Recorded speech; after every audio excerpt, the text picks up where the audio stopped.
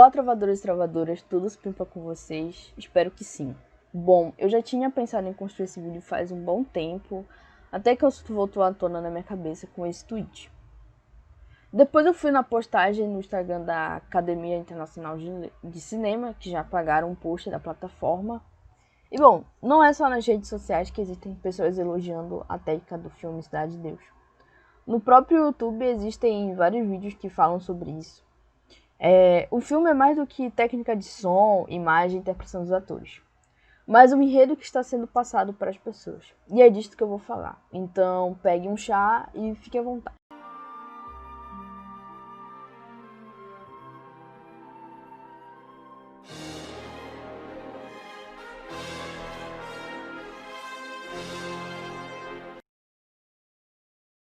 Cidade de Deus é um filme lançado em 2002, dirigido pelo Fernando Meirelles e Katia Lund.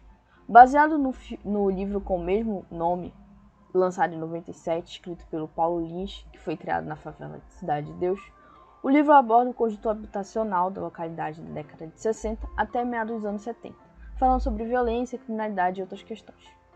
Já o filme retrata o desenvolvimento de cima a questão do crime na Cidade de Deus. Para contar a trajetória do filme, o narrador é o Buscapé, interpretado pelo Alexandre Rodrigues, morador da localidade e que tem interesse pela fotografia. E assim ele conta o desenvolvimento das personagens. O filme foi um sucesso de bilheteria e crítica, com um total de 3.307.743 espectadores, marcado pelo cinema de retomada, o período que os filmes brasileiros voltaram às salas de cinema, já que na década de 80 e 90 houveram cortes na produção e distribuição dos filmes.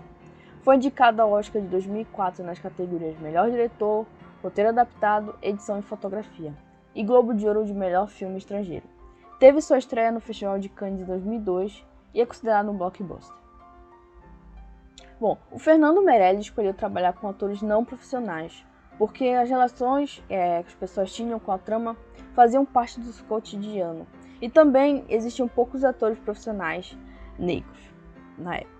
Quem trabalhou para preparar o elenco foi a Fátima Toledo. Ela também já fez esse trabalho nos filmes como Pichote, em 1980, e Tropa de Elite, em 2007.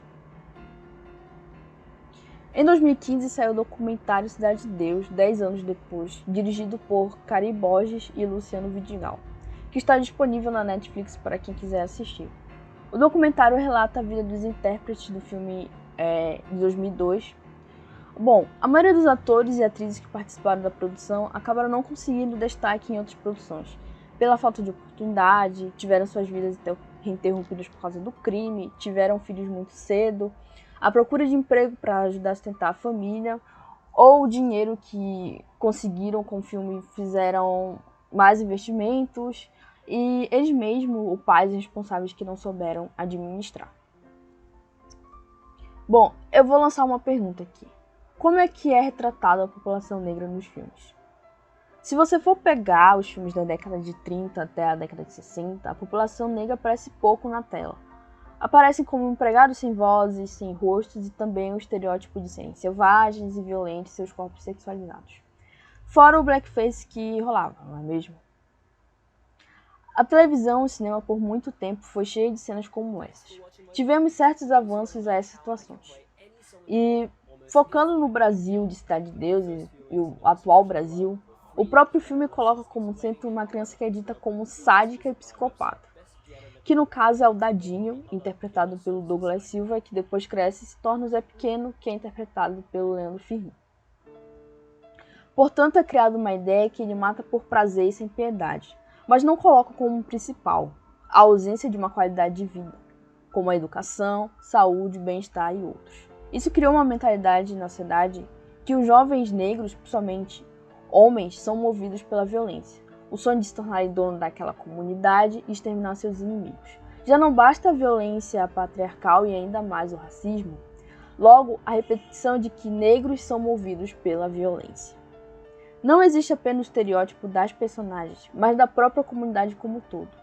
A televisão também contribui para isso. No caso, são os programas policiais sensacionalistas, que abordam a visão de um bandido bom é o bandido morto, construindo um medo entre as pessoas de que os moradores daquela comunidade são criminosas e vivem em desordem. Acontece que suas vidas são invadidas para aumentar a audiência desses programas. Com isso, o aumento de uma visão preconceituosa sobre as localidades. E para colocar essa ordem e combater essa criminalidade, foi criada a FEBEM, que é a Fundação Estadual para o Bem-Estar do Menor, na década de 60, que mudou o nome para a Fundação Centro de Atendimento Socioeducativo ao Adolescente, que fica em São Paulo, que é uma forma de vigiar, punir e normalizar o comportamento agressivo dos jovens. Eu escolhi esse trecho do livro Vigiar e Punir, do filósofo francês Michel Foucault, lançado nos anos 70 e aqui no Brasil em 1987. A criança é mais individualizada que o adulto. O doente ou é antes do homem são. O louco e o delinquente, mais que o normal, é o não delinquente. Ou seja, é mais fácil de combater essa delinquência quando é mais novo e isolando a sociedade, dita normal. A gente sabe que essas instituições criadas pelo Estado tendem a ser uma estrutura de tortura na questão de violência física e psicológica. E bom, não é assim que se lida com a ausência de direitos, principalmente com pessoas mais novas. A violência contra os nossos corpos, no caso nós negros, não é algo recente, se você for construir uma linha do tempo. Isso acontece tanto no Brasil como fora do país. A gente está vendo resultados sobre essa violência. Atualmente, com as manifestações dos Estados Unidos, a luta contra o fascismo e o extermínio da população negra nas comunidades brasileiras.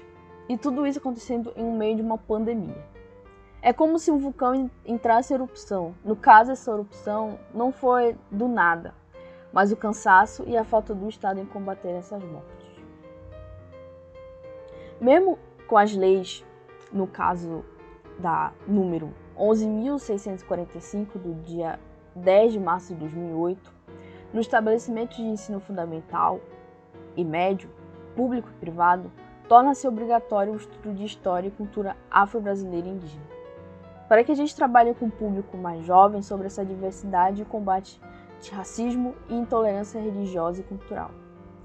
Ainda tem muitas mudanças a se fazer, como o caso a polícia, que não protege a população, mas um sistema capitalista e os bens dos burgueses, no caso dos empresários. Falo de donos de banco, donos de rede de restaurante, e não seu tio que tem um bar na esquina de casa e acha que o governo Bolsonaro está a favor dele. A reforma do sistema prisional e judiciário, que já sabemos que a maioria da população carcerária é negra e pobre. No Brasil não existe essa ideia de que a pessoa vai presa e vai se readaptar à sociedade. Pelo contrário. E também mais projetos voltados para as crianças e jovens nas comunidades, com escolas de qualidade, saúde e lazer. E sobre as drogas também. Isso não é uma função da polícia, e sim sobre a saúde. As pessoas mais adequadas a falar sobre o assunto são médicos, psicólogos, sociólogos e outros. E vai uma lista gigantesca de mudanças que tem que ter na sociedade. Então não devemos mais assistir filmes como Cidade de Deus, Nascimento de uma Nação, ou até mesmo um Green Book, que é um filme de 2018 que passa pano para racismo. Não. Ainda devemos assistir e mostrar para as pessoas, mas com um pouco mais de atenção. Não ficar preso apenas ao discurso do filme, mas buscar outras falas com fontes confiáveis. Uma dica: depois de assistir algum filme ou alguma série, procurem ler artigos acadêmicos ou vídeos ensaios sobre o filme ou a série. Os próprios serviços de streaming poderiam fazer isso. Depois de assistir a obra, você vai ter opinião de historiador ou pesquisador na área. A gente já está tão acostumado a buscar opinião, se é bom ou ruim, das teorias sobre o filme, porque a gente não faz ainda mais esse costume de procurar outras opiniões. Quando a pessoa lança um livro, um filme, uma série, uma música, já não pertence mais ao autor ou à autora, mas ao mundo, e cada um vai ter seu ponto de vista. Eu falo ponto de vista, que é um discurso sem carregar misoginia, racismo, LGBTfobia e outros preconceitos. Mas eu indico você assistir, ouvir e ler produções feitas por negros, mulheres, LGBT+, indígenas e etc. Que são vozes que ainda são caladas pelo sistema e que vivemos, para termos mais contato com outras vivências e situações. Vim pra rua pra fazer o certo. Não fazer o quê? Botar fogo em ônibus, quebrar as coisas. Se você gostou desse vídeo, não esqueça de deixar seu like, compartilhar e se inscrever no canal. Eu também tenho um podcast chamado Cultura Sem Fronteiras, que está disponível em todas as plataformas de podcast. E também o financiamento coletivo no Apoia-se e no PicPay. Se você gostaria de ajudar financeiramente, o link vai estar na descrição do vídeo. Obrigada.